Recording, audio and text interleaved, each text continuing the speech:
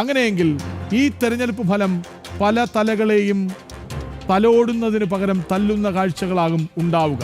പക്ഷേ ഇപ്പോൾ സേഫാണ് ആര്യാടൻ ഷൗക്കത്ത്. 5156 വോട്ടുകൾക്ക് മുന്നിലാണ്, നല്ല ലീഡാണ്. അതൊക്കെ ഇനി LDFന്റെ ശക്തി കേന്ദ്രങ്ങൾ എത്തുമ്പോൾ എന്ത് സംഭവിക്കുമെന്നറിയാനുള്ള കാത്തിരിപ്പ് മാത്രമേ ഉള്ളൂ. പക്ഷെ അപ്പോഴും ഒരു സേഫായ ലീഡിലേക്ക് ആര്യാടൻ ഷൗക്കത്ത് എത്തിക്കഴിഞ്ഞു. ശിവദാസ് തുടരാം.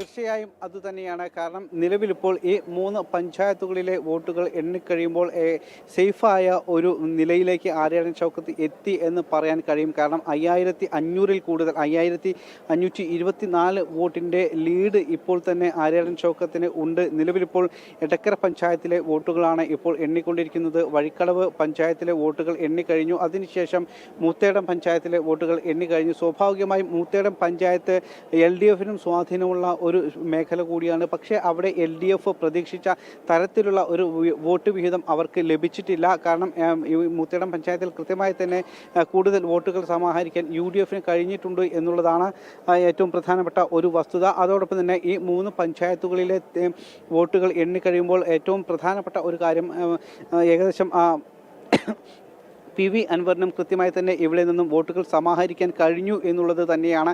കാരണം ഇപ്പോൾ തന്നെ ഏകദേശം 8ാം റൗണ്ട് പൂർത്തിയാകാൻ പോകുന്നു. ഇപ്പോൾ തന്നെ PV അൻവറിനും 10,000-ന് അടുത്ത് വോട്ടുകൾ ഇതുവരെ തന്നെ ലഭിച്ചിട്ടുണ്ട്. അതോടൊപ്പം തന്നെ NDAയും ശക്തി തെളിയിച്ചിട്ടുണ്ട്. 4,000-ന് അടുത്ത വോട്ടുകൾ NDAക്ക് ഇപ്പോൾ തന്നെ ലഭിച്ചിട്ടുണ്ട്. കാരണം നമുക്കറിയാം, മുൻപ് ഏകദേശം 20 വർഷങ്ങൾക്ക് മുൻപ് 5000-ൽ താഴെ മാത്രമായിരുന്നു NDAക്ക് ഇവിടെ വോട്ട് ഉണ്ടായിരുന്നത്. ഇപ്പോൾ തന്നെ ഈ 8ാം റൗണ്ടിലേക്ക് മാത്രം എത്തിയപ്പോൾ തന്നെ 4,000-ന് അടുത്ത വോട്ടുകൾ NDAക്കും ഈ 8ാം റൗണ്ടിലേക്ക് എത്തിയ സമയത്ത് തന്നെ NDAക്ക് പിടിക്കാൻ കഴിഞ്ഞു എന്നുള്ളത് പ്രധാനപ്പെട്ട ഒരു കാര്യം തന്നെയാണ്. കാരണം NDAയെ സംബന്ധിച്ച് ഒരു ശക്തി കേന്ദ്രമല്ല, NDAയുടെ ഒരു ശക്തി കേന്ദ്രമല്ല ഈ ഒരു നിയമസഭാ മണ്ഡലം. അതുകൊണ്ട് തന്നെ ഈ ഒരു വോട്ട് എന്ന് പറയുന്നത് ഏറെ നിർണായകം തന്നെയാണ്. പ്രത്യേകിച്ച് വരും മണിക്കൂറുകളിൽ ഇനി LDFന് സ്വാധീനമുള്ള ചില മേഖലകളിലാണ് വോട്ടുകൾ എണ്ണാനുള്ളത്. അതുകൊണ്ട് തന്നെ ഈ അൻവറിൻ്റെ ഭൂരിപക്ഷം ആ സമയത്ത് കുറയാനുള്ള സാധ്യതയുണ്ട്. അപ്പോൾ സ്വാഭാവികമായും PV അൻവറിൻ്റെ വോട്ടുകളും NDA ക്യാമ്പ് പിടിക്കുന്ന വോട്ടുകളും എല്ലാം തന്നെ ഏറെ നിർണായകമായും ആകും.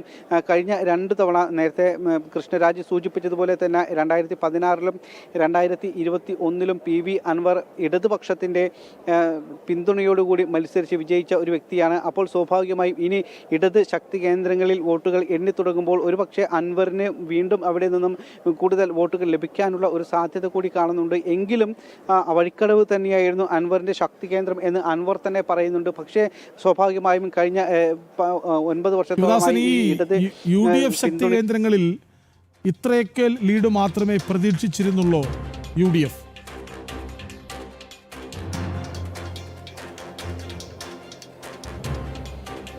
തീർച്ചയായും കൃഷ്ണരാജ് ഇത്ര മാത്രമല്ല അവർ പ്രതീക്ഷിച്ചിരുന്നത് എന്നുള്ളതാണ് വസ്തുത. പരമാവധി വോട്ടുകൾ ഈ പഞ്ചായത്തുകളിൽ നിന്നും, അവരുടെ ശക്തി കേന്ദ്രമായ പഞ്ചായത്തുകളിൽ നിന്നും പിടിക്കുക എന്നുള്ളതാണ് UDFനെ സംബന്ധിച്ച് വളരെ പ്രധാനപ്പെട്ട ഒരു കാര്യം. അവർ പ്രതീക്ഷിച്ചിരുന്നത് അത്തരത്തിൽ തന്നെയാണ്. ഏകദേശം 3 പഞ്ചായത്തുകളിൽ നിന്നും മാത്രം എണ്ണുമ്പോൾ ഒരു പഞ്ചായത്തിൽ 2500-ൽ കൂടുതലെങ്കിലും വോട്ടുകൾ, 2000 to 3000 അതായിരുന്നു അവരുടെ കണക്കുകൂട്ടൽ. ഒരു പഞ്ചായത്തിൽ നിന്ന് മാത്രം 2000-നും 3000-നും ഇടയിൽ, പ്രത്യേകിച്ച് അവരുടെ ശക്തി കേന്ദ്രമായ വഴിക്കടവിൽ പരമാവധി 3000-ൽ കൂടുതൽ വോട്ടിൻ്റെ ഭൂരിപക്ഷം ലീഡ് അവർക്ക് ഉണ്ടാകും എന്നുള്ള ഒരു കണക്കുകൂട്ടലും പ്രതീക്ഷയിലും തന്നെയായിരുന്നു UDF ക്യാമ്പ് ഉണ്ടായിരുന്നത്. പക്ഷേ അത്രത്തോളം അവർക്ക് വോട്ടുകൾ സമാഹരിക്കാൻ കഴിഞ്ഞിട്ടില്ല. ഒരു പഞ്ചായത്തിൽ നിന്ന് മാത്രം, അതായത് നിലവിലിപ്പോൾ 3 പഞ്ചായത്തുകളാണ് എണ്ണി കഴിയുന്നത്. എടക്കര പഞ്ചായത്ത് അവസാന ഘട്ടത്തിലാണ് എണ്ണിക്കൊണ്ടിരിക്കുന്നത്. അപ്പോൾ സ്വാഭാവികമായും 2000 to 3000 എന്ന് പറയുമ്പോൾ സ്വാഭാവികമായും ഏകദേശം 8000-നടുത്ത് വോട്ടുകൾ വരും. അവർക്ക് ഭൂരിപക്ഷം, അവരുടെ ലീഡ് നില അവർ പ്രതീക്ഷിച്ചിരുന്നത്.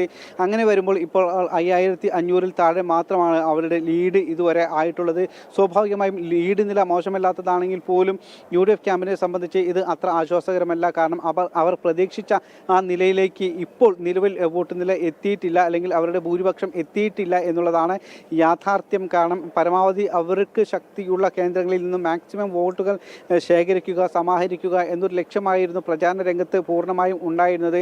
അതുകൊണ്ട് തന്നെ പ്രചാരണ സമയത്ത് അല്ലെങ്കിൽ പോളിംഗ് സമയത്ത് അവർ നേരത്തെ തന്നെ തങ്ങളുടെ ശക്തി കേന്ദ്രങ്ങളിലുള്ള ആളുകളെ എല്ലാം തന്നെ വോട്ട് ചെയ്യിപ്പിച്ചിരുന്ന ഒരു രീതി, അതായത് 4 മണിക്ക് മുൻപ് തന്നെ ആ എടക്കര പഞ്ചായത്തും മൂത്തേടത്താണെങ്കിലും വഴിക്കടവ് പഞ്ചായത്താണെങ്കിലും 4 മണിക്ക് മുൻപ് തന്നെ എല്ലാവരെ കൊണ്ടും UDFിൻ്റെ പ്രധാനപ്പെട്ട ആളുകളെ എല്ലാവരെയും കൊണ്ട് തന്നെ അവർ വോട്ട് ചെയ്യിപ്പിക്കുന്ന ഒരു കാഴ്ച നമ്മൾ അന്ന് കണ്ടതാണ്. കാരണം ആ പ്രതികൂല കാലാവസ്ഥ അതിനൊരു ഘടകമായിരുന്നു.